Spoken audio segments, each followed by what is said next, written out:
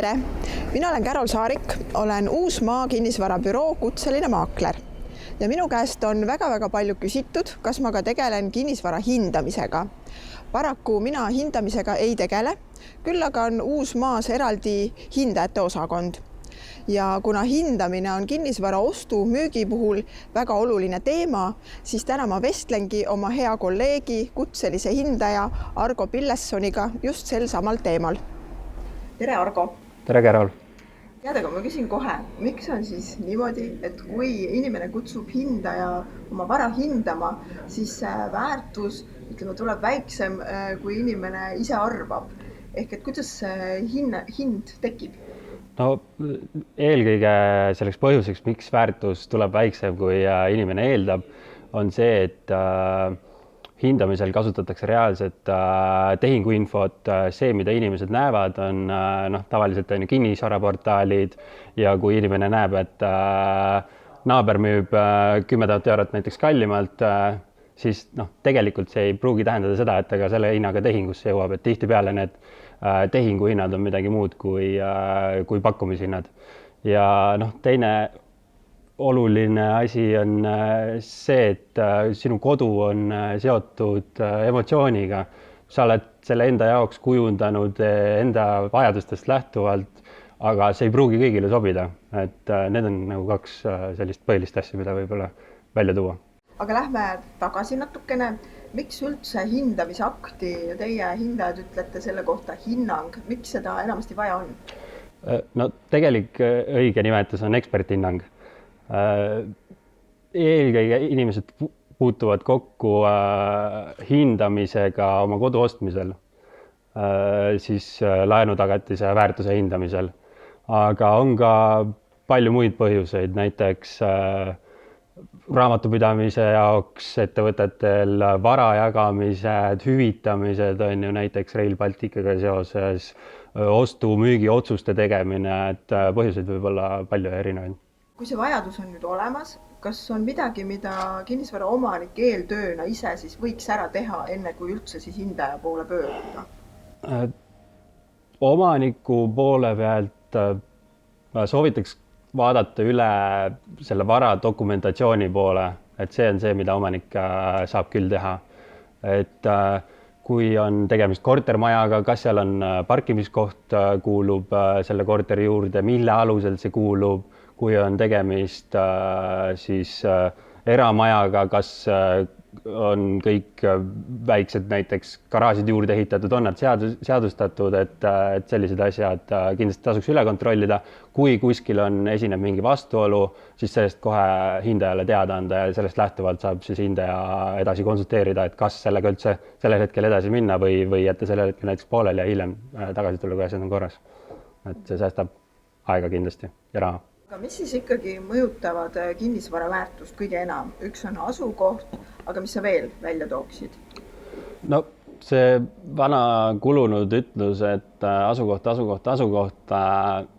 reaalselt see peab paika, et eelkõige asukoht. Neid komponente, millest see väärtus lõppkokkuvõttes koosneb, neid on väga paljusid, aga ütleme hoonestatud siis kinnistute puhul või korterite puhul hoonestuse seisukord on kindlasti selline asi, mis tuleb järgmiseks, et kui sul ikkagi katusest läbi sajab, siis see mõjutab väga oluliselt väärtust.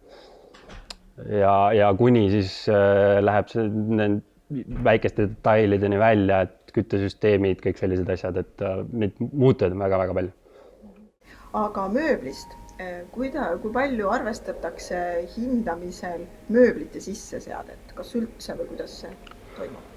No, hindamisel me kasutame sellist mõistet nagu kohtkindel sisseseade, mida siis hindamisel arvesse võetakse. See on siis integreeritud köögimööbel, integreeritud köögitehnika, sissehitud garderoobikapid.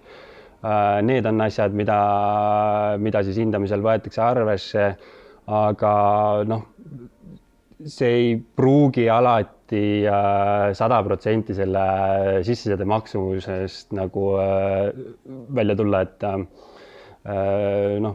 toome näite, kui sa paned 20 000 eurot maksvasse korterisse 20 000 eurot maksva köögimööbli, siis tõenäoliselt see väärtust nagu sama palju ei mõjuta, et seal tuleb piir ette. Aga kui kaua, ütleme, hindamisakt kehtib, näiteks kui vana hinnangut pangad aktsepteerivad? No hindaja hinnangule parim enne kuupäeva ise ei pane, et see sõltub siis sellest, kes seda hinnangut kasutama hakkab. Kui rääkida pankade puhul, siis on samamoodi see erinev, et 3 kuud kuni aasta võib siis öelda, et keskmiselt 6 kuud. Ja ütleme selline võib-olla põletavam küsimus, usun, et vaataja sooviks teada, et kuidas enda kinnisvara väärtust tõsta või siis kuidas võtta sellest maksimum? No alati võib ju teha kinnisvara osas parendusi, mis eeldatavalt ka tõstavad väärtusi, aga kõik parendused on enamasti seotud ka mingisuguste kuludega. Et eks seal tuleb siis seda nagu vaadata, et kas see kulutus annab väärtusele sama palju juurde, et kas sellel on nagu mõtet. Aga sellistest lihtsamatest asjadest, mida välja tuua, kui ikkagi seinad on näiteks kulunud ja täkkeid täis, et neid tasuks sellisel puhul nagu korda teha ja uuesti viimistleda, et see muudab seda oluliselt seda pilti paremaks ja tegelikult hindamine peegeldabki seda, kuidas turg reageerib ja turg sellistele asjadele reageerib, et näiteks narmendavad tapeedi otsad ja kõik sellised asjad, et võib-olla üks liist, kui on panemata, võib-olla see ei muuda seda üldpilti, aga kui juba on neid asju koguneb rohkem, siis see võib kallutada väärtust natukene madalama poole, kui ta näiteks on seal 2 vahel. Et sellised asjad laevad. Kas sa võid tuua mõne sellise markantsema näite, mis on sul siis töö poolest meelde jäänud?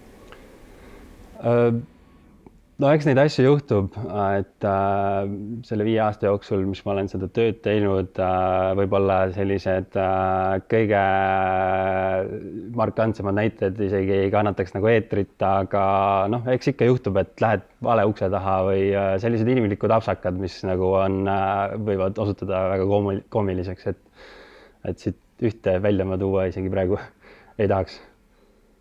Aga aitäh sulle, Argo! Palun! Ja suur tänu vaatamast. Kui sul tekkis küsimusi, siis kirjuta alla kommentaaridesse või võta meiega ühendust. Kohtumiseni!